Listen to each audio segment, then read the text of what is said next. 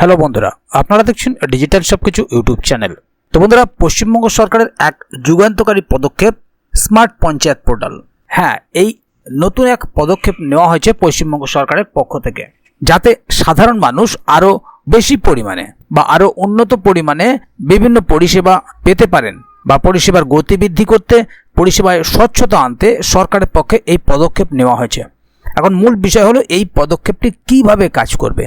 Smart panchayat নামে একটি নতুন পোর্টালের কথা বলা হচ্ছে, কিন্তু কি এই স্মার্ট পঞ্চায়েত পোর্টাল, কিভাবে এটা কাজ করবে, এতে সাধারণ মানুষের কি ধরনের সুবিধা হতে পারে, আদৌ কি সাধারণ মানুষের কোনো সুবিধা হবে এর জন্য, যদি হয় তাহলে কিভাবে হতে পারে, এই সমস্ত বিষয়গুলো নিয়ে আজকের ভিডিওতে আলোচনা করব। সেই কারণে আপনি যদি পশ্চিমবঙ্গ রাজ্যের বাসিন্দা হয়ে থাকেন তাহলে অবশ্যই এই ভিডিওটি আপনার জন্য অত্যন্ত গুরুত্বপূর্ণ।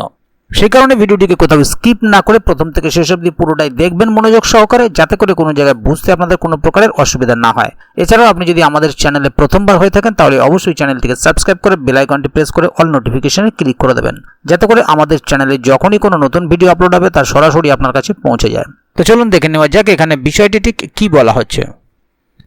এখানে দেখুন একটি আর্টিকেল প্রকাশিত হয়েছে, WBPRD পশ্চিমবঙ্গে আসছে স্মার্ট পঞ্চায়েত ব্যবস্থা, স্বচ্ছতা ও গতিশীলতায় নতুন দিগন্ত।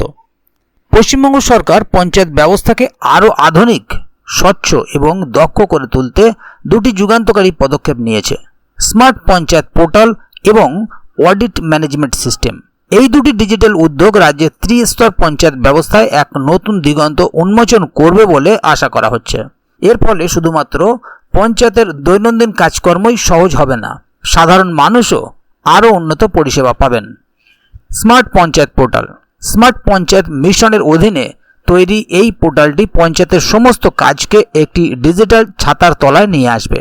এর মূল উদ্দেশ্য হল পরিষেবার গতিবৃদ্ধি, বিভিন্ন সরকারি প্রকল্পের সুবিধা এবং অন্যান্য পরিষেবা দ্রুত মানুষের কাছে পৌঁছে দেওয়া, স্বচ্ছতা, সমস্ত কাজের বিবরণ অনলাইনে থাকায় স্বচ্ছতা বাড়বে এবং দুর্নীতির সুযোগ কমবে, সহজ তদারকি, রাজ্য স্তর থেকে সহজেই পঞ্চায়েতের কাজকর্মের উপর নজর রাখা যাবে।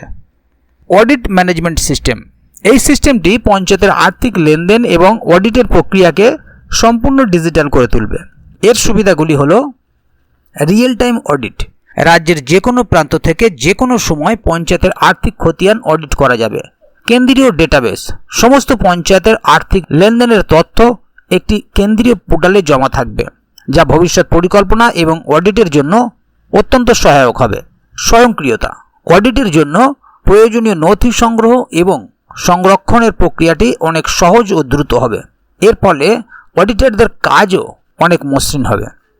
সাধারণ মানুষের জন্য এর সুফল কী?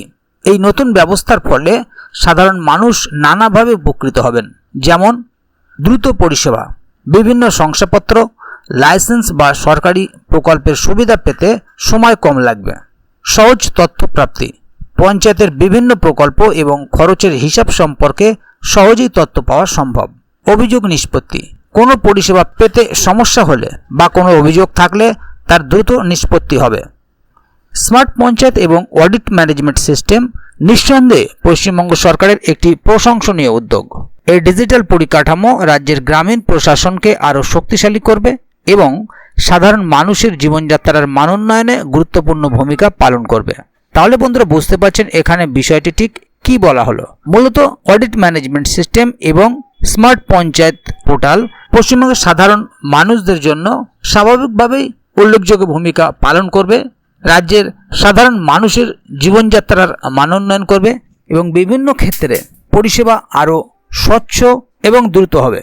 তবে এ বিষয়ে যদি আগামী দিনে আরও নতুন কোনো আপডেট আসে তাহলে অবশ্যই আপনাদেরকে এই চ্যানেলের মাধ্যমে জানিয়ে দেওয়া হবে। সেই কারণে চ্যানেলটিকে সাবস্ক্রাইব করে অবশ্যই চ্যানেলের সঙ্গে থাকবেন, যাতে করে আগামী দিনে এই বিষয়ে আরও নতুন কোনো আপডেট আসলে তা সরাসরি আপনাদের কাছে পৌঁছে যায়।